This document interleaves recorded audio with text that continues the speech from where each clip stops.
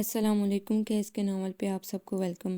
ایک خوبصورت ناول پیش کر رہے ہیں جس کا نام ہے تم نے اقرار مانگا ہے۔ ناول کی رائٹر ہیں عفت سحر پاشا۔ چلیے چلتے ہیں ناول کی جانب۔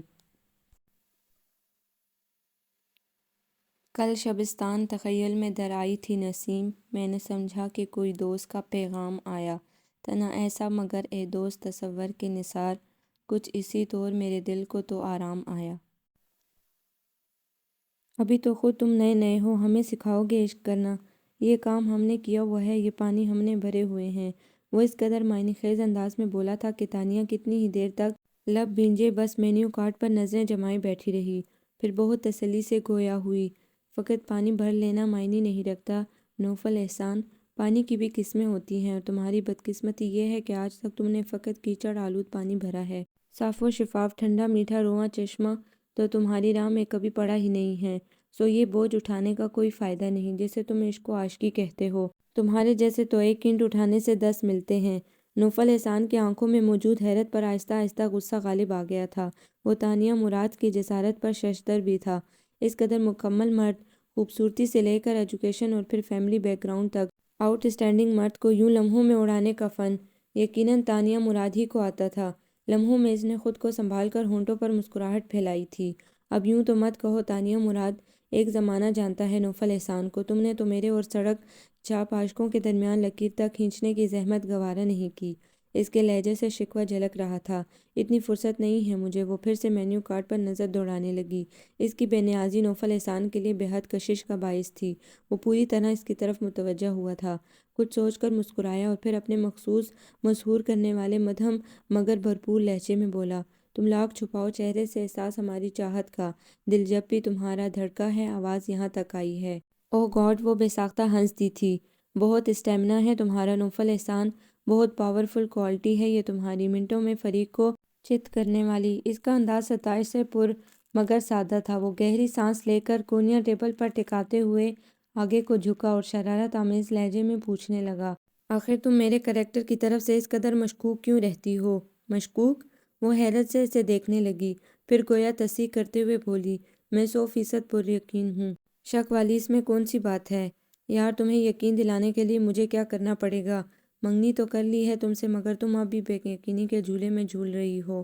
وہ ٹھنڈی آہ بھر کے کہہ رہا تھا، میرے خیال میں اب کھانے کو کچھ منگوا لیا جائے۔ وہ اتنی اچانک ٹریک بدل گئی تھی کہ نوفل لب بھینجے اسے دیکھتا رہ گیا، اور یہ نہیں تھا کہ تانیہ اس کی نگاہوں کے انداز سے بے خبر تھی۔ کیا چاہتے ہو نوفل؟ بے حد رسان سے پوچھا تو اس کی توجہ پر وہ یوں مسکرایا جیسے اس کے پھر سے اس موضوع پر آنے سے اس کی خواہش پوری ہو گئی ہو۔ میں تمہیں یہ وارننگ دینا چاہتا ہوں کہ وہ پرندے جو آنکھ رکھتے ہیں سب سے پہلے اسیر ہوتے ہیں۔ ہاں، وہ لاپرواہی سے مسکرائی تھی، پھر بہت دلچسپی سے پوچھنے لگی، ویسے تمہارے دل و ذہن پہ عشق کا موسم سال میں کتنے ماہ رہتا ہے؟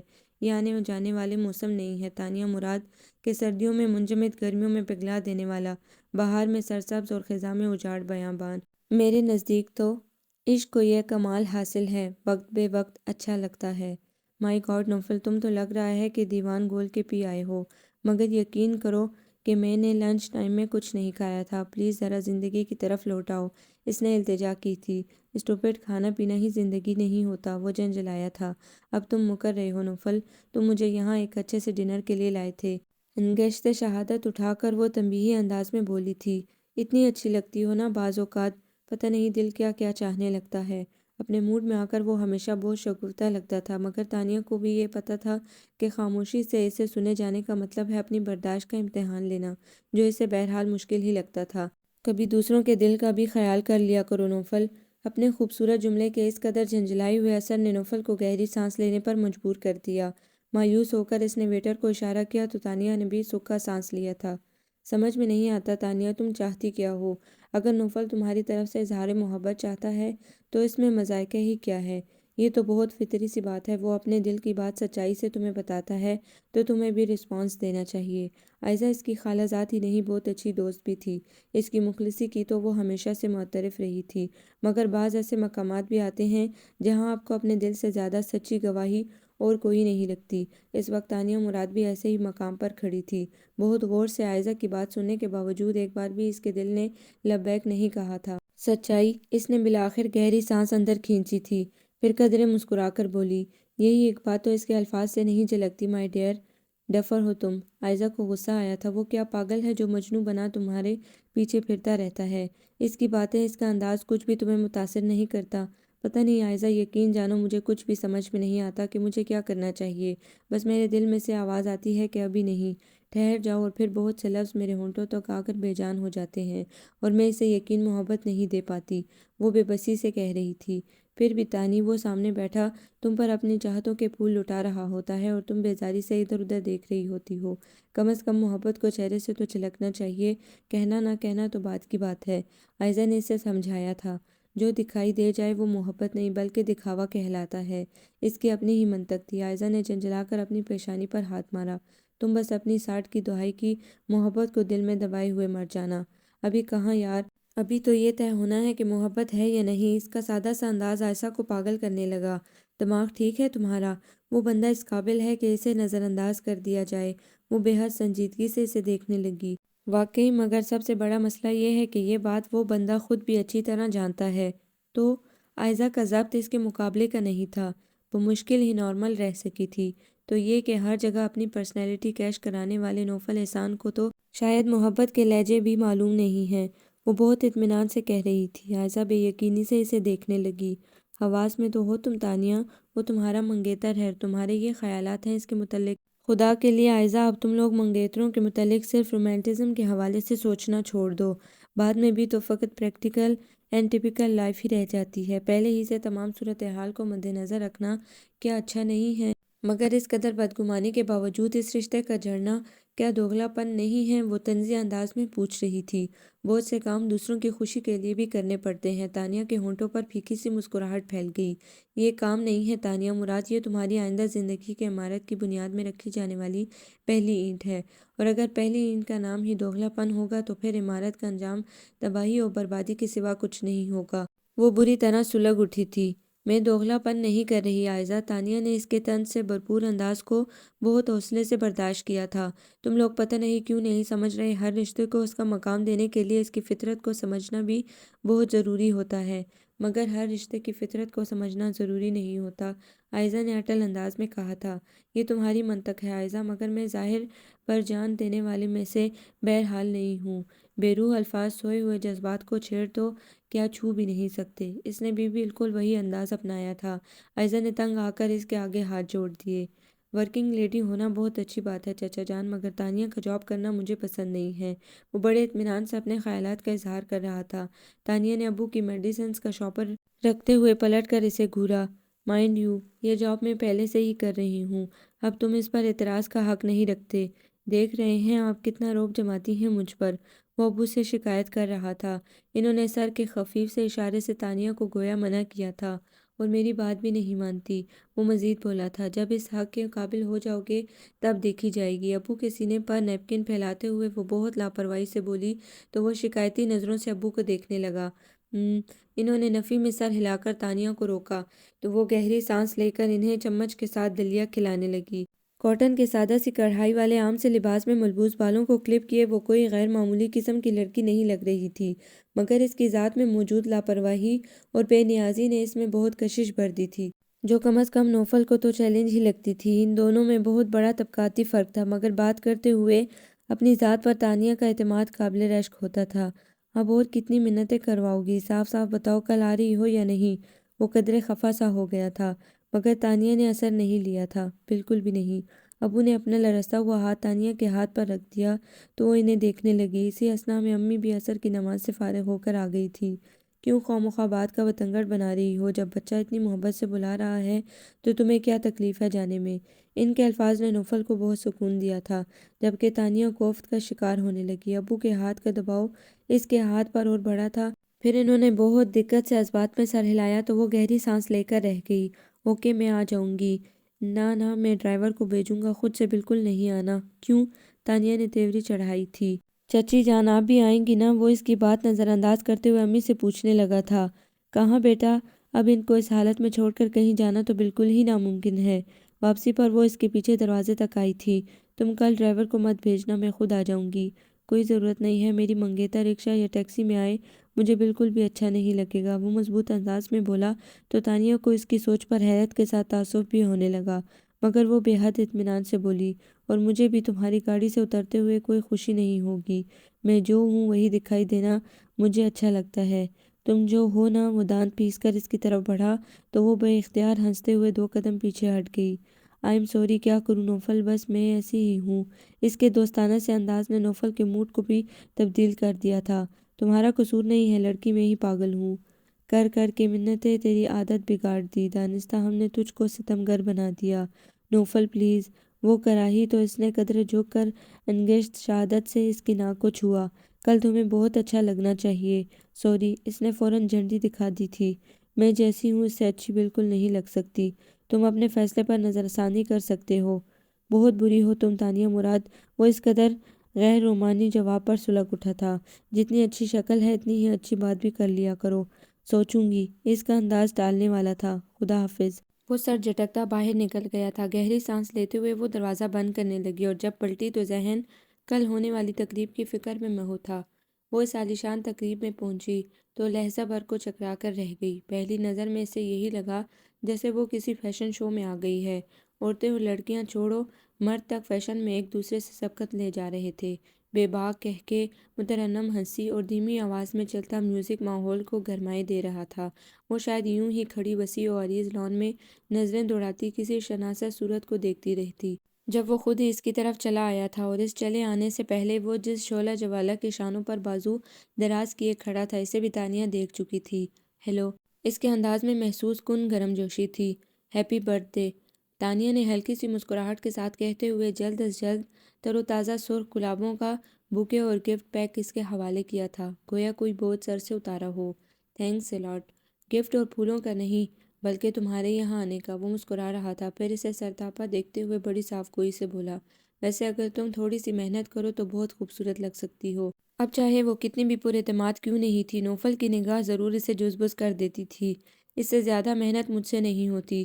وہ چڑ گئی تو ہلکا سا قہقہ لگا کر اس کی آنکھوں میں جھانکتے ہوئے وہ اپنے مخصوص انداز میں بولا، ویسے اتنی اچھی تو ضرور لگ رہی ہو کہ میں کہہ سکوں کہ مجھے افسوس ہے میں شاہجہاں نہ بن سکا، ورنہ بنواتا کوئی تاج محل تیرے لیے۔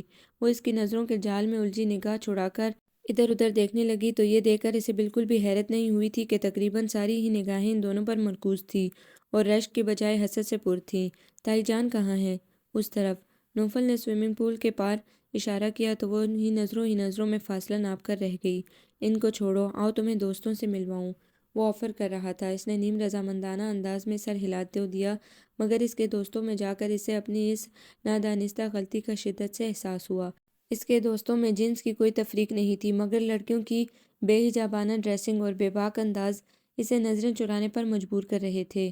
Very pretty, proud, very cool, یہ اس کے دوست تھے۔ اگلے چند سیکنڈز میں وہ اس پر کئی کمنٹس پاس کر چکے تھے اور وہ تعصب سے نوفل کو دیکھ رہی تھی، جو کھڑا یوں طمانینت سے مسکرا رہا تھا جیسے کوئی اس کی ملکیت کو سراہ رہا ہو۔ ایکسکیوز می، وہ معذرت کر کے وہاں رکی نہیں بلکہ انہی قدموں پر واپس لوٹی۔ اسے گیٹ کی طرف بڑھتے دیکھ کر حیران کھڑے نوفل کا سکتہ ٹوٹا تھا۔ جب تک وہ گیٹ سے باہر پہنچا وہ سامنے جا رہی تھی۔ اے تانی، تقریباً بھاگتا ہوا وہ پہلے اس کا ہم قدم ہوا۔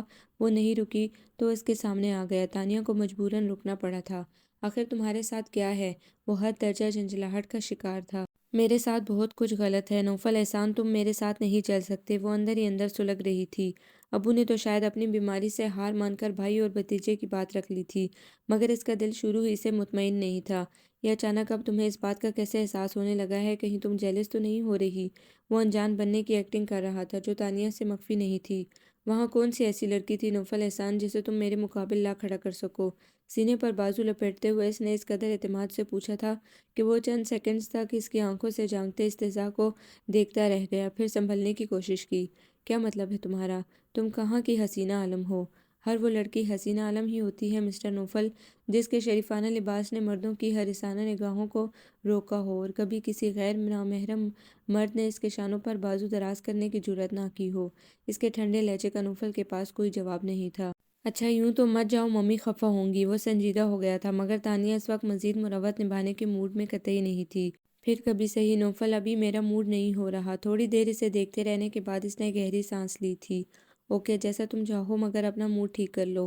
موڈ خراب تو نہیں، بس اس وقت گھر جا کر ریلیکس کرنا چاہ رہی ہوں۔ اس نے فوراً تصدیق کی تھی۔ نوفل اس کے ساتھ چلنے لگا۔ تمہیں تو بس دوسروں کا موڈ خراب کرنا آتا ہے۔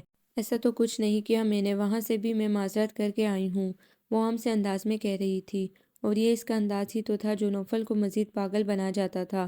وہ گنگنا دیا، کب تک آخر ہم سے اپنے دل کا بیت چھپاؤ گی؟ تمہیں راہ پر ایک دن آنا ہے، تم راہ پہ آ ہی جاؤ گی۔ جو راہ میں ابھی دیکھنے کے بعد چھوڑ کر آ رہی ہوں، اگر تم اس کی بات کر رہے ہو تو ابھی سے سوری۔ کم آن تانیہ، اگر یہ سب مجھے متاثر کرتا تو تم یہاں کہیں نہ ہوتی۔ اچھا اب جلدی سے مجھے ٹیکسی روک کر دو۔ دور ہی سے ٹیکسی آتے دیکھ کر وہ جلدی سے بولی تو وہ بدمزہ ہو کر اس کی طرف متوجہ ہو گیا۔ خوشبو میں بسا ہوا یہ لہجہ دستک میرے دل پہ دے رہا ہے اور ڈھونڈ رہا ہے میرے اندر ایک شاخ بہار رنگ جس پر اقرار کے پھول کھل رہے ہیں۔ میں کیسے کروں یہ در کشادہ؟ اس پر تو وہ قفل پڑ چکا ہے جس کے لیے سارے اسم بیکار۔ یہ میرے ستارے کی طرح ہے، تاریک، اداس، غیر آباد۔ اے میرے خدا، میرے بدن میں ہمت نہیں ہے اب شکستگی کی۔ شیشے کی طرح ہے اس کا دل بھی، ایک ٹھیس سے ٹوٹنے کا ڈر ہے۔ مالک ہے تو ابوگل بات کا، قادر ہے ہماری قسمتوں پر۔ اتنی سی دعا ہے میری تجھ سے، یا اس کے ارادے کو بدل دے یا میرے ستارے کو بدل دے۔ ہیلو آدم بیزار۔ اس اچانک آمد پر گھبرا کر اس نے ڈائری بند کی تھی۔ تم کیا کر رہی ہو یہاں؟ بلال اندر چلا آیا تھا۔ تم اتنی اچانک مت آیا کرو، کسی دن میرا ہارٹ فیل کراؤ گے۔ دیکھ لینا کسی دن اچانک ہی آ جاؤں گا تمہاری زندگی میں۔ وہ ہمیشہ کی طرح پر یقین تھا۔ خدا کے لیے بلال، اب تم پھر سے میرا دماغ مت کھانا شروع کر دینا۔ تانیہ نے اس کے سامنے ہاتھ جوڑے تھے۔ کتنی عاجز ہو تم محبت سے، کسی دن یہ محبت بھی تمہیں عاجز کر دے گی۔ وہ پیش گوئی کر رہا تھا۔ تانیہ کے اندر گہرے پانیوں میں ایک بھنور سا پیدا ہوا۔ مجھے بھی لگ رہا ہے۔ کیا مطلب؟ وہ چونکا تھا۔ مطلب یہ کہ عائزہ کہاں ہے؟ کتنے دن ہو گئے ہیں وہ آئی ہی نہیں۔ وہ بات بدل گئی تھی۔ ادھر وہ بھی یہی کہہ رہی تھی کہ اب تمہارے آنے کی باری ہے، یعنی تم اکیلے ہی اپنی یہ فضول سی شکل لے کر آ گئے ہو۔ تانیہ کے گھورنے پر وہ جیسے بہت صدمے کا شکار ہوا تھا۔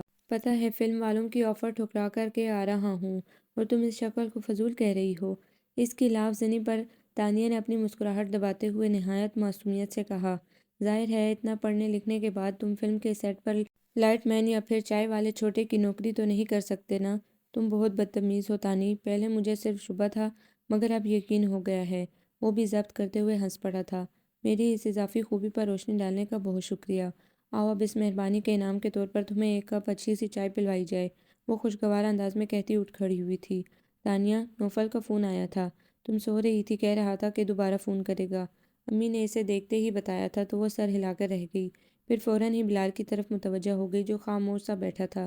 تمہاری جاب کیسی چل رہی ہے؟ ٹھیک ہے، وہ ابھی اب سنجیدہ تھا۔ وہ کیا نام ہے تمہارے دوست کا جس کی اپنی ایڈورٹائزنگ ایجنسی ہے؟ سنا ہے کہ اس نے تمہیں بہت زبردست سے ایڈ کی آفر کی ہے۔ وہ بڑی دلچسپی ظاہر کرتے ہوئے پوچھ رہی تھی، اور تب شاید وہ بھی اپنی خاموشی سے اکتا گیا۔ اکتائے ہوئے انداز میں بولا، روفی نام ہے اس کا، کہہ تو رہا ہے وہ اگر دل چاہا تو کر لوں گا۔ کم بلال، اتنا اچھا موقع مت گواؤ، اور پھر خود سوچو کہ تمہارے ایز اے ماڈل پاپولر ہونے سے ہمیں کتنا فائدہ ہوگا۔ میں تو سب کو بتا کر امپریس کیا کروں گی کہ تم میرے کزن ہو۔ اسے مشورہ دیتے ہوئے وہ بہت پرجوش ہو رہی تھی۔ بلال ہنس دیا، واقعی، اور مجھے بھی بہت فائدہ ہوگا، لڑکیاں ہر وقت ارد گرد پھرا کریں گی۔ خیر اب ایسے بھی کوئی ہیرو نہیں بن گئے تم، جیلس ہو گئی ہو؟ وہ بڑے یقین سے پوچھ رہا تھا۔ بالکل نہیں۔ ہاں بھئی، اس نے گہری سانس لے کر لطیف سے طنزیہ انداز میں بات جاری رکھی تھی۔ نوفل احسان کے رنگ ڈھنگ دیکھ دیکھ کر تم میں سے جیلسی کا جذبہ ہی ختم ہو گیا ہے۔ یہ نوفل بیچ میں کہاں سے آ گیا؟ وہ ٹھٹک گئی تھی، اور شاید بلال کے ضبط کی بھی یہی آخری حد تھی۔ خوش دلی اور خوش مزاجی کے سارے لبادے پل بھر میں ہی اشتعال کی لہر کی زد میں آ گئے۔ یہی تو میں بھی جاننا چاہتا ہوں تانیہ مراد کہ یہ نوفل احسان ہمارے بیچ کہاں سے آ گیا ہے، یوں کہ نہ تم مجھے اور نہ میں تمہیں دیکھ سکتا ہوں۔ بلال کا انداز اسے شرمسار کر گیا، اور شاید وہ سنبھل کر کچھ کہتی مگر وہ تیزی سے اٹھ کر وہاں سے چلا گیا تھا۔ چلا گیا بلال؟ امی چائے لے کر آئیں تو اسے ساکت بیٹھے دیکھ کر حیرت سے پوچھنے لگی۔ ہاں کوئی کام تھا اسے۔ اسے یکلختی اپنے وجود میں تھکن ڈیرے ڈالتی محسوس ہوئی تھی۔ پاگل ہے بالکل۔ امی بڑبڑاتے ہوئے اس کے لیے چائے ڈالنے لگی۔ واقعی بالکل پاگل ہے۔ گہری سانس لے کر وہ بھی سوچ کر رہ گئی تھی۔ کیوں؟ چہرہ اترا اترا ہے، کیوں بجھی بجھی سی آنکھیں ہیں؟ سنو، عشق تو ایک حقیقت ہے، اسے کب تک تم جھٹلاؤ گی؟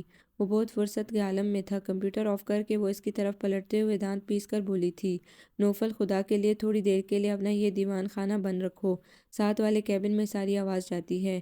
جب پیار کیا تو ڈر نہ کیا، وہ شانے اچکا کر لاپرواہی سے کہہ رہا تھا۔ میں نے تمہیں منع کیا تھا آفس آورز میں آنے کو، مگر تم پر ذرا بھی اثر نہیں ہوا۔ وہ جی بھر کر خفا ہو رہی تھی۔ باس کی بات اور تھی، مگر جب کبھی ان کا بیٹا آفس سنبھالتا تھا تو سارا اسٹاف ہی بہت الرٹ اور کانشیس رہتا تھا۔ باطل سے ڈرنے والے اے آسمان نہیں ہم، 100 بار لے چکا ہے تو امتحان ہمارا۔ خدا کے لیے بس کرو نوفل، اس نے زج ہو کر ہاتھ جوڑے تھے۔ تمہارا آفس ٹائم ختم ہو چکا ہے، اب تم جلدی سے میرے ساتھ چلو۔ وہ بڑے آرام سے کرسی پر جھولتے ہوئے کہہ رہا تھا۔ فائلیں سمیٹتے ہوئے وہ رک کر اسے دیکھنے لگی۔ ایکسکیوز می، میں تمہارے ساتھ کہیں نہیں جا رہی۔ اس سے باور کرایا، مگر میں تمہیں لینے آیا ہوں، وہ آرام سے کہہ رہا تھا۔ نوفل پلیز، میرے اپنے بھی کچھ اصول ہیں جن کی خلاف ورزی مجھے کسی بھی صورت قبول نہیں ہے۔ موسم اچھا ہو رہا ہو، اتنا ہینڈسم بندہ ساتھ ہو تو لانگ ڈرائیو کی آفر ٹھکرایا نہیں کرتے۔ آئی ایم سوری، مجھے سیدھا گھر جانا ہے۔ ابو کی طبیعت رات سے ٹھیک نہیں ہے، اس نے چیزیں سمیٹ کر دراز لاک کرتے ہوئے صاف گوئی سے کہہ دیا تو وہ لب بھینجے اسے دیکھنے لگا۔ کبھی تو میری بات مان جایا کرو، میری محبت کا یہ صلہ دیتی ہو فقط بے رخی اور بیگانگی۔ دیکھو اب تم دوبارہ ہی ٹاپک مت لے کر بیٹھ جانا، تم میرے منگیتر اور شادی بھی ہماری ہو ہی جائے گی۔ محبت بات کا مسئلہ ہے، کم از کم میں یوں لفظوں میں اس کا حسن ضائع نہیں کر سکتی۔ وہ فوراً اسے جذباتی ہونے سے روک گئی تھی۔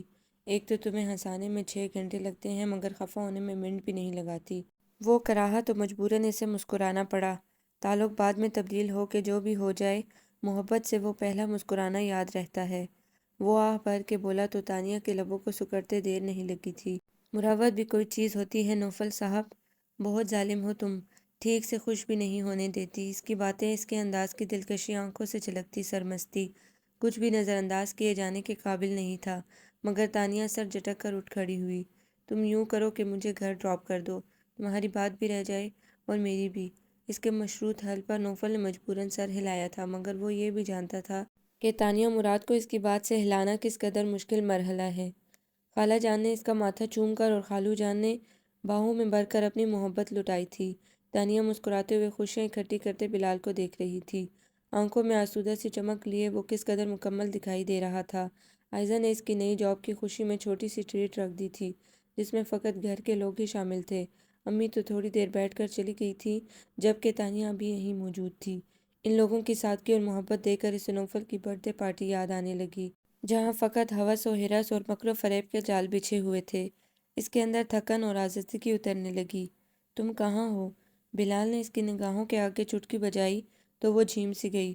فوراً خود کو سنبھالنے کی کوشش کی۔ میں یہی ہوں، مجھے کہاں جانا ہے؟ تو پھر اپنا یہ وعدہ یاد رکھنا۔ لہجہ بھر کو اس کی آنکھوں میں جھانک کر کہتے ہوئے وہ پلٹ گیا تھا، یہ جانے بغیر کہ وہ یکلخت کس قدر نڈال سی دکھائی دینے لگی تھی۔ شام کو وہ اسے خود چھوڑنے گھر تک آیا تھا۔ فاصلہ 10-15 منٹ ہی کا تھا، اس لیے وہ پیدل ہی چل پڑے تھے۔ کچھ پریشان ہو تم؟ اس کی خاموشی وہ بہت دیر سے محسوس کر رہا تھا۔ کافی دیر نظر انداز کرنے کے باوجود اب خود کو روکنے سے قاصر رہا تھا۔ نہیں، اس کا جواب بہت مختصر سا تھا۔ تو پھر اتنی خاموش کیوں ہو؟ ذرا بھی اچھی نہیں لگ رہی، حالانکہ تم نے میرا پسندیدہ رنگ پہنا ہوا ہے۔ وہ اب صاف اسے چڑھا رہا تھا اور وہ واقعی چڑھ گئی۔ کبھی اپنی شکل بھی آئینے میں دیکھ لیا کرو۔ اس کے لیے تو معجبینوں کی آنکھیں ہی کافی ہیں ڈیئر کزن۔ 1 ماہ کے اندر اندر میرے ٹی وی کمرشل نے دھوم مچا دی ہے۔ اگلے 2 ایڈ ایک امریکن کمپنی کے ہیں، وہ اترا رہا تھا، اور اس کی بات کا ایک بھی لفظ غلط نہیں تھا۔ اتنے اچھے تو نہیں لگ رہے تھے، تانیہ نے ناک سکوڑ کر کہا تھا۔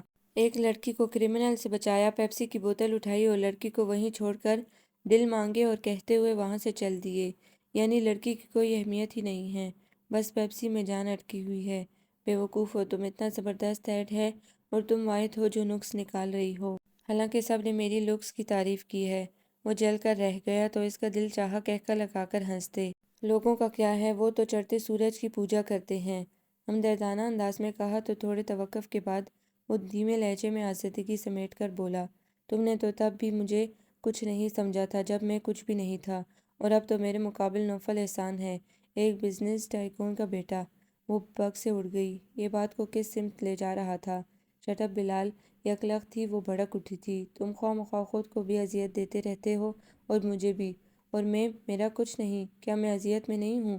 تمہیں کسی اور کے حوالے سے دیکھتے ہوئے میرے دل میں جو طوفان اٹھتا ہے نا، وہ کسی روز سب کچھ تباہ و برباد کر دے گا۔ وہ مشتعل سا مٹھیاں بھینج کر غصہ ضبط کر رہا تھا۔ تانیہ اپنا غصہ بھول کر ارد گرد دیکھنے لگی۔ ان کا جھگڑا کسی کو بھی متوجہ کر سکتا تھا۔ کیا مسئلہ ہے بلال تمہارے ساتھ؟ اچھی خاصی زندگی چل رہی ہے، کیوں اس میں ہلچل مچا رہے ہو؟ وہ قدرے نرم پڑ گئی تھی۔ بچپن سے جو خواب میں دیکھتا آ رہا ہوں وہ مجھ سے چھین لیا گیا ہے۔ تو بتاؤ اب کس مقصد کے لیے میں یہ زندگی گزاروں؟ وہ بے حد تلخ ہونے لگا تھا۔ تانیہ کے حلق میں آنسوؤں کا پندہ لگنے لگا۔ بلال پلیز آئندہ زندگی پر نظر ڈالو۔ پتہ نہیں کس موڑ پر ایک بہترین اور محبت کرنے والا ہمسفر تمہارا منتظر ہے۔ بہت خوبصورت زندگی ہوگی تمہاری۔ میری زندگی کی تمام خوشیاں اور خوبصورتی تم سے مشروط تھی تانیہ، تم نہیں تو کچھ بھی نہیں۔ ہاں زندگی کا بوجھ ضرور ہے کندھوں پر، جیسے بہت سے رشتوں کی بدولت ڈھو رہا ہوں۔ اس کا زندگی سے اکتایا ہوا لہجہ تانیہ کو خوفزدہ کرنے لگا تھا۔ بے اختیار وہ اس کا ہاتھ تھام کر بولی، ایسی باتیں مت کرو بلال، تم تو اس قدر خوش مزاج اور ایک ایک پل زندہ دلی سے گزارتے تھے۔ زندگی میں ہر چیز تو ہمارے لیے نہیں ہوتی نا۔ وہ بے بس سی ہونے لگی تھی۔ میں اتنی آسانی سے ہار نہیں مانوں گا تانیہ مراد، جس خواب کے یقین میں نے ایک عمر گزاری ہے، اسے سراب سمجھ کے بھول جانا تمہارے لیے تو آسان ہو سکتا ہے مگر میرے لیے نہیں۔ میں تو خود اپنے آپ کو ہر وقت بددعا دیتا رہتا ہوں۔ میں اپنے خواب سے کٹ کر جیوں تو میرا خدا اجاڑ دے، میری مٹی کو در بدر کر دے۔ وہ اس قدر جنونی اور محبت میں پاگل لگ رہا تھا کہ تانیہ کا دل سہم گیا۔ جی چاہا وہیں سڑک کے بیچوں بیچ بیٹھ کر زور زور سے رونا شروع کر دے۔ ایک عجلت میں کیے گئے غلط فیصلے نے کتنے ہی دلوں کو توڑ ڈالا تھا۔ مت سوچو ایسے بلال، تمہیں کیا ضرورت پڑی ہے اپنی زندگی برباد کرنے کی؟ میں تو ایک اچھی لائف گزارنے والی ہوں، پھر تم کیوں؟ وہ تند و تیز لہجے میں اس کی بات کاٹ گیا تھا۔ تمہیں جیسی زندگی گزارنی ہے تم گزارو، میرا نہ تم نے پہلے کبھی سوچا تھا نہ اب سوچنا۔ بلال تم، اس نے رندے ہوئے لہجے میں کہنا چاہا مگر وہ اپنا ہاتھ اس کی گرفت سے چھڑاتے ہوئے بولا، گھر آ گیا ہے، جاؤ تم اندر آؤ نا۔ وہ ملتجیانہ انداز میں بولی۔ خیال یہی تھا کہ اندر جا کر اسے آرام سے سمجھائے گی، مگر وہ نفی میں سر ہلا کر واپس پلٹ گیا تھا۔ وہ وہی تانیہ مراد تھی مگر نوفل احسان کی نگاہ اس پر بہت دیر میں پڑی تھی۔ تایا جان کا بزنس تائی جان کے بیوروکریٹ باپ اور بھائیوں کی وجہ سے جس سطح پر جا رہا تھا، اس کی بدولت وہ باقی تمام رشتہ داروں کے ساتھ ساتھ اپنے سگے بھائی سے بھی کٹ گئے تھے۔ یوں ہی کسی نجی تقریب میں نوفل کا تانیہ سے ٹکراؤ ہوا تھا۔ تب تک اسے تانیہ کو آخری بار دیکھے 6 سال ہو چکے تھے۔ وہ اسے تعارف سے پہلے قطعی پہچان نہیں پایا تھا۔ کیا کرتی ہو تم؟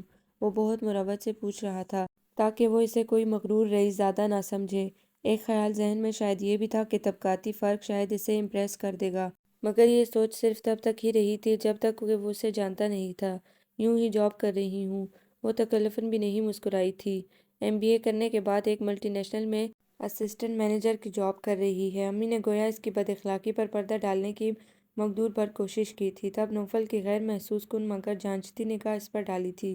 دل فریب نقوش اور کھڑی مغرور ناک کے ساتھ وہ بالکل بھی نظر انداز کیے جانے کے قابل نہیں تھی۔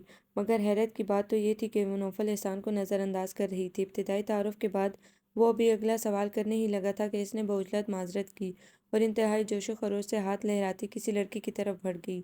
چند لمحوں تک وہ یوں ہی کھڑا رہ گیا تھا۔ بھلا آج تک یہ کب ہوا تھا کہ کوئی لڑکی اس کی شخصیت کے ٹرانس سے بچ پائی ہو؟ مگر یہاں تو جیسے اسے نوفل احسان کی گرد بھی چھو نہیں پائی تھی۔ تب اس نے تنفر سے سر جھٹکا تھا۔ ہوتی ہیں بعض ایسی بھی صرف ٹائم مانگتی ہیں۔ در حقیقت تانیہ مراد کا لاپرواہ انداز اسے بری طرح چھپا تھا۔ ایک ایسا شخص جس کی ساری توجہ فقط لڑکیوں میں اپنی پرسنالٹی کیش کرانے پر صرف ہوتی ہو، وہ ایک بالکل الگ سے انداز و ادا والی لڑکی کی اس گستاخی کو کیسے برداشت کر سکتا تھا؟ اسی روز اس نے تانیہ مراد کو ایک چیلنج بنا لیا تھا، ایک ایسا ٹارگٹ جسے سر کرنا اس کا مشن بن گیا تھا۔ مگر اگلے 3 ماہ کے اندر وہ چکرا کر رہ گیا تھا۔ ان 3 ماہ میں نہ صرف اس نے چچا جان کے ساتھ سابقہ تعلقات بحال کیے تھے بلکہ وقت بے وقت ان کے ہاں آنا بھی شروع کر دیا تھا، اور اسے حیرت اس بات پر تھی کہ ان 3 ماہ میں اس کی گفتگو تانیہ سے صرف رسمی کلمات تک ہی محدود رہی تھی۔ اس سے آگے وہ ہاتھ ہی کب آتی تھی؟ آفس سے آنے کے بعد کھانا کھا کر تھوڑا ریسٹ کرتی تھی، اس کے بعد شام کے کھانے کی تیاری، پھر آفس کا تھوڑا سا کام اور اس کے بعد صبح کے لیے الارم سیٹ کر کے سو جاتی تھی۔ زندگی میں اور بھی بہت کچھ ہوتا ہے تانیہ مراد، تم نے تو اسے صرف کھانا، کام کرنا اور سونا ہی فرض کر لیا ہے۔ ایک روز وہ اس کے ہاتھ لگ ہی گئی تھی۔ میں تو ہمیشہ ہی سے ایسی ہوں، تمہیں کوئی اعتراض؟ بہت اعتماد سے کہتے ہوئے اس نے نوفل کی آنکھوں میں آنکھیں ڈال کر دیکھا تو وہ اس کے اعتماد کا متعارف ہونے لگا۔ یہ تم نے کیا کیا تانیہ؟ بلال بے حد متوش و ہراساں تھا۔ اس کے سامنے خود کو سمیٹنا کس قدر مشکل کام تھا، یہ تانیہ کا دل ہی جانتا تھا۔ کیا ہو گیا بھئی؟ اس نے بہت اطمینان سے پوچھا تو بلال کا ضبط جواب دینے لگا، نوفل احسان تمہارے لیے اتنا اہم کب سے ہو گیا؟ کہ تم نے مجھے مسترد کرتے ہوئے ذرا بھی ہچکچاہٹ محسوس نہیں کی۔ چند لمحوں کے لیے تو وہ بولنا بھی بھول گئی تھی، مگر عقل نے فوراً ہی دل و دماغ دونوں کا ہاتھ تھام لیا۔ زندگی کے اس دور میں جب وہ خود غیر یقینی حالات سے گزر رہی تھی، کیسے اس کے ہاتھ میں امید کی ڈور تھما دی تھی۔ اوف! میں سمجھی پتہ نہیں کیا ہوگا۔ اس نے یکلختی خود پر ایک نئی تانیہ مراد کا خول چڑھایا تھا، پھر مسکرا کر بولی، بھئی ہر لڑکی کی زندگی میں کبھی نہ کبھی تو یہ وقت آتا ہی ہے۔ میرے لیے ایسی کیا انوکھی بات ہو گئی؟ تمہارے لیے یہ انوکھی بات ہو گئی کہ تم نے مجھے اپنی زندگی سے کسی فالتو شے کی طرح نکال پھینکا ہے۔ وہ مشتعل ہو رہا تھا۔ بچپن سے اب تک وہ اس کا بہترین ساتھی رہا تھا، اس کی توجہ کی وہ ہمیشہ سے عادی رہی تھی۔ کبھی کبھار اس کی آنکھوں سے چھلکتے انجانے سے احساس نے ٹھٹکایا بھی تھا، مگر وہ غور ہی نہیں کر پائی تھی۔ یہ احساس تو اب بلال کو یوں اشتعال انگیز حالت میں سامنے پا کر شدید ہو رہا تھا کہ چاہے وہ اب تک بے خبر رہی تھی، مگر بلال اسے اپنے ساتھ جس منزل کی طرف لے کر چلتا رہا تھا، اس سفر میں وہ فقط اسی کو ہمسفر دیکھنا چاہتا ہے، اور وہ یہ کیسے بندھن میں جکڑی گئی تھی کہ لمحہ بھر کو بھی اس احساس سے خوشی کشید نہیں کر پائی تھی۔ بلال، تم یہاں تھے ہی نہیں۔ عائزہ نے بتایا تھا کہ جاب کے سلسلے میں کراچی گئے ہو، کوئی کانٹیکٹ نمبر بھی نہیں چھوڑا تم نے، ورنہ تمہارے بغیر میں یہ منگنی کیسے کر سکتی تھی؟ اس نے بہت ہلکے پھلکے انداز میں کہا، مگر وہ بہلنے کے موڈ میں قطعی نہیں تھا۔ تم کر سکتی ہو تانیہ مراد، میرے بغیر تم کچھ بھی کر سکتی ہو۔ وہ یکلخت ہار سا گیا تھا، پھر مزید کچھ کہے بغیر اٹھ کر چلا گیا، مگر اپنے دل کی تڑپ اور کسک وہیں کہیں چھوڑ کر گیا تھا، جس نے اسی روز اسی پل سے تانیہ مراد کو یوں اپنی جکڑ میں لیا تھا کہ وہ احتجاج بھی نہیں کر پائی تھی۔ بالکل ہے بھئی، میں اتنے دنوں سے تمہارے گھر آ رہا ہوں، تم سے اتنا بھی نہیں ہو سکا کہ کزن شپ کے ناطے سے ہی نہ صحیح، مہمان ہونے کے ناطے ہی اسے کچھ اہمیت دے دو۔ اس نے فوراً ہونٹوں پر چارے والی دلکش مسکراہٹ بکھیر کر شکوہ کیا، تو وہ ہوا سے اڑتے بالوں کو ہاتھ سے سمیٹ کر کان کے پیچھے اڑستی بہت اطمینان سے بولی، مہمان وہ ہوتا ہے جو کبھی کبھار آئے، تم تو تقریباً روزانہ ہی آتے ہو، اور کزن ہونے کے ناطے سے اہمیت دینے کا کیا مطلب ہے؟ جو رشتہ ہے وہ نہ تو میرے اہمیت دینے سے زیادہ ہو جائے گا اور نہ نظر انداز کرنے سے کم ہوگا۔ تب صحیح معنوں میں نوفل کو احساس ہوا تھا کہ یہ لڑکی اسے خاصا ٹف ٹائم دے گی۔ یہ نہیں تھا کہ وہ کوئی بہت اعلیٰ حسن کی مالک تھی، مگر اب بات نوفل احسان کے انا کی تھی، جو لڑکیوں کے معاملے میں کچھ زیادہ ہی حساس تھی۔ یہی وجہ تھی کہ اس نے خود سے وعدہ کر لیا تھا کہ وہ تانیہ مراد کو جھکا کر ہرا کر ہی دم لے گا۔ چچا جان کو تو یوں بھی وہ اپنا گرویدہ بنا ہی چکا تھا، اب وہ اس پر بے حد اعتماد کرنے لگے تھے، ہر کام میں اس سے مشورہ ضرور طلب کرتے تھے۔ اسے اندازہ تھا کہ تانیہ کو گھریلو معاملات میں اس کی اتنی مداخلت پسند نہیں ہے، مگر وہ نظر انداز کر گیا۔ وہ فی الوقت چچا جان پر پوری طرح سر انداز ہونا چاہتا تھا، اور اس میں کامیاب بھی رہا تھا۔ ان کی زبان پر ہر وقت نوفل ہی کا کلمہ رہنے لگا تھا، اور تبھی شاید قسمت بھی نوفل احسان کا ساتھ دینے پر آمادہ ہو گئی۔ مراد حسن پر فالج کا شدید اٹیک ہوا تھا، جس سے ان کی جان تو بچ گئی، مگر وہ بالکل بیکار ہو کر بستر پر پڑے رہ گئے۔ ان دنوں جب کسی کو کچھ بھی سوجھ نہیں رہی تھی، ایک شام تایا جان اور تائی جان تانیہ کے لیے نوفل احسان کا پروپوزل لیے چلے آئے۔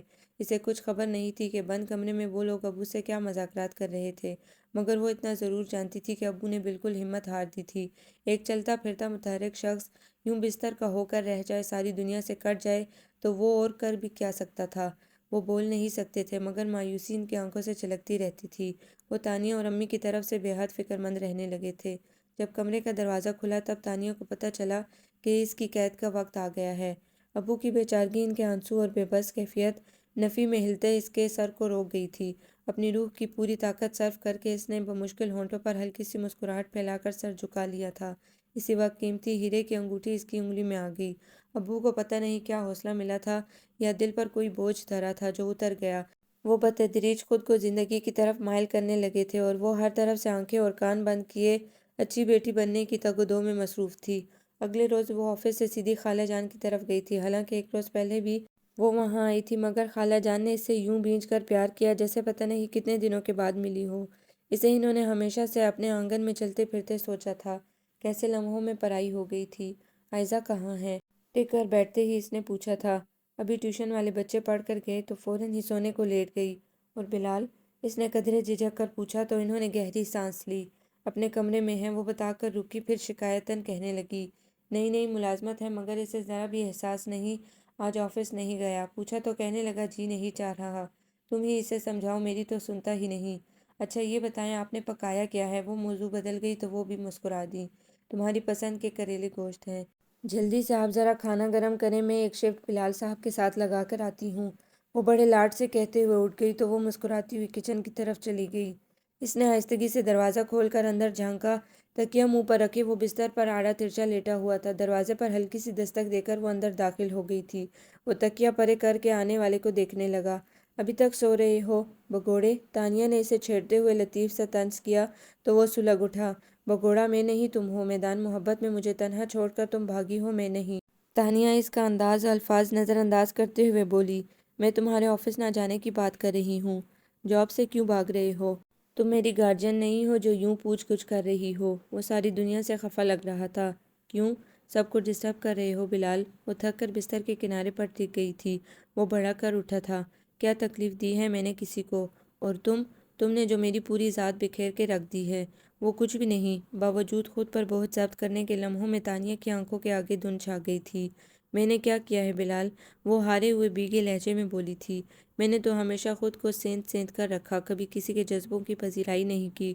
خود کو ہمیشہ ایک بہت پریکٹیکل لڑکی کے روپ میں ڈھالے رکھا کہ میں نہ تو اپنی آزمائش چاہتی تھی اور نہ ہی کسی دوسرے کی۔ وہ اسی تلخ انداز میں اس کی بات کاٹ گیا۔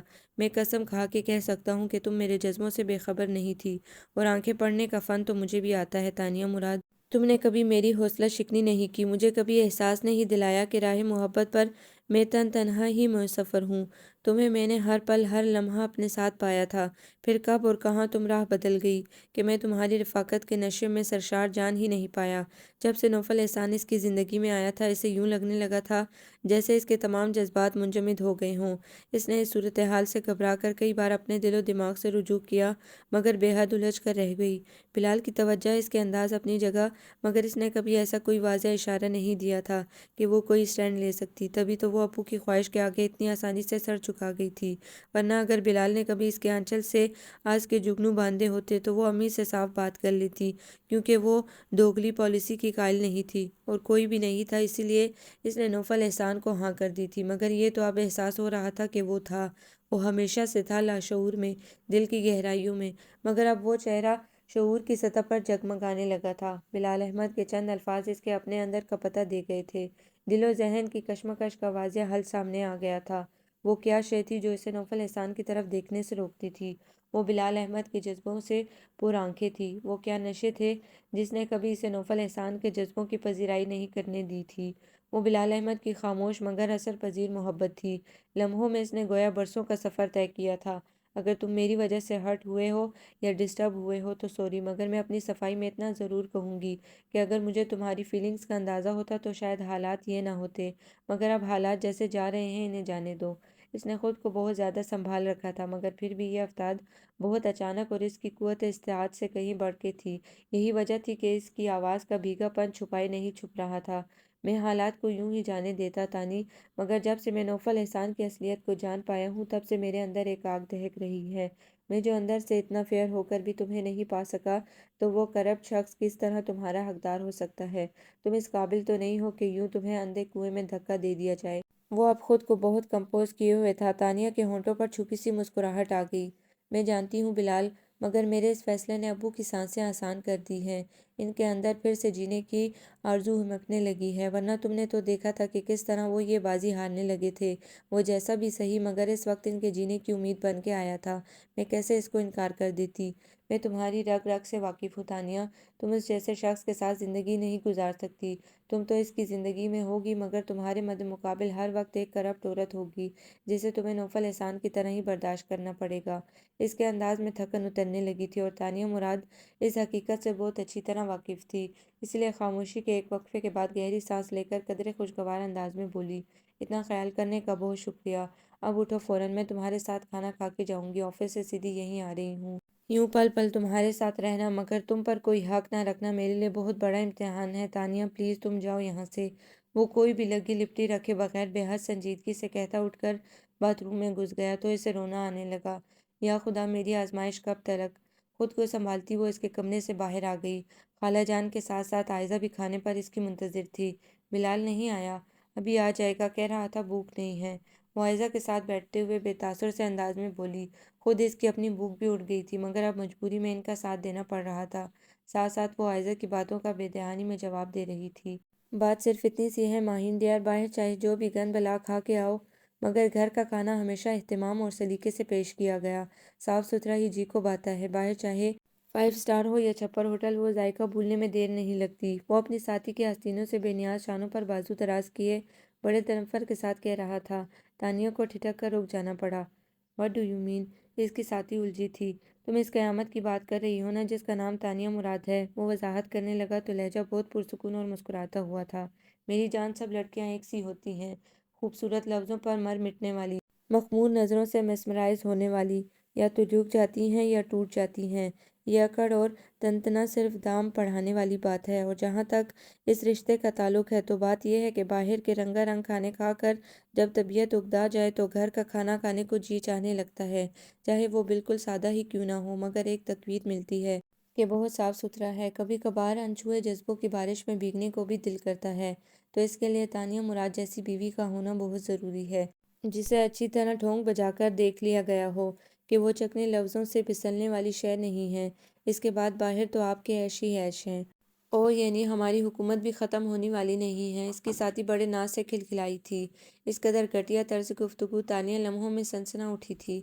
اشتعال کی لہر سر سے پیروں تک دوڑ اٹھی، تو اس نے بالکل بھی پرواہ نہیں کی کہ اس کے اس اقدام کا کیا نتیجہ نکل سکتا ہے۔ وہ سائڈ سے ہو کر ان دونوں کے سامنے آئی تھی، جو پریم پنچھی بنے بہت انجوائمنٹ کے موڈ میں تھے۔ "بہت خوب!" تانیہ نے سلگتے لہجے میں اس سے داد دی تھی، تو حقیقتاً وہ گڑبڑا گیا۔ وہ اس تقریب میں آنے سے صاف انکار کر چکی تھی، اور اب یوں اسے سامنے پا کر، وہ بھی ایسے موقع پر جب وہ اپنے دل کی بھڑاس نکال چکا تھا، گھبرانا ایک فطری عمل تھا۔ "تمہارے خیالات جان کر بے حد خوشی ہوئی نوفل احسان." وہ چبھتی ہوئی نظروں سے اسے دیکھ رہی تھی۔ نوفل نے کھنکھاتے ہوئے اپنا بازو ماہین کے شانوں سے ہٹایا اور مسکراتے ہوئے بولا، "تم کب آئی؟ مجھے پتہ ہی نہیں چلا۔ میں اس وقت آئی ہوں جب تم اپنے نادر خیالات کا اظہار کر رہے تھے." وہ تلخی سے بولی تھی، پھر گہری سانس لے کر مسکرائی۔ "میں آج بہت سچے دل سے تمہاری طرف پلٹی تھی۔ خیال تھا کہ نئی زندگی کی شروعات سچائی اور دوستی کے رشتے سے ہونی چاہیے، مگر میرا خدا کچھ اور ہی معجزہ دکھانا چاہتا تھا۔ تم کس قدر گندگی اور غلاظت میں لپٹے دکھائی دے رہے ہو نوفل۔ Shut up!" وہ دانت پیس کر گھرا اٹھا تھا۔ پارٹی میں موجود تمام دوستوں نے ان کی طرف متوجہ ہونا شروع کر دیا تھا۔ "یو شٹ اپ نوفل احسان!" وہ اس سے بھی اونچی آواز میں بولی تھی۔ "تم کیا سمجھتے ہو کہ باہر کے گند بلا پر منہ مار کر جب تم لوگ گھر پہنچتے ہو تو بہت صاف ستھرا حفظان صحت کے اصولوں کے مطابق تیار کھانا تمہاری ٹیبل پر پڑا ہوتا ہے؟ You are wrong! خوش فہمی ہے یہ تمہاری۔ جب خدا نے کہہ دیا ہے گندے کے لیے گندا اور اچھے کے لیے اچھا، ایمان کے لیے ایمان اور کفر کے لیے کفر، تو پھر تمہاری اس خوش فہمی پر ہنسی ہی آتی ہے۔ جب تک اپنے قدموں کو غلاظت سے پر راستے سے ہٹا نہ لو، کبھی یہ مت سمجھنا کہ پھولوں بھری روش تمہارے قدموں تلے آئے گی۔ اور میں نے بہت سچ کہا تھا نوفل احسان!" اس نے تمتماتے ہوئے چہرے کے ساتھ کہتے ہوئے اس کے پہلو میں کھڑی ماڈرن ازم کی دلدادہ ماہین پر استہزائیہ نگاہ ڈالی تھی، پھر بولی، "تم آج تک فقط گندے جوہروں سے سیراب کرتے رہے ہو، کیونکہ تمہارا مطمع نظر صرف پیاس تھی۔ شفاف اور رواں چشمے یقیناً خدائے بزرگ و برتر نے تم جیسوں کے لیے بنائے ہی نہیں۔" اس نے بہت اطمینان سے کہتے ہوئے اپنی انگلی میں سے انگوٹھی نکال کر ماہین کی انگلی میں ڈال دی، اور بہت رسان سے بولی، "میرے خیال میں یہ اب اپنے اصل حقدار تک پہنچی ہے۔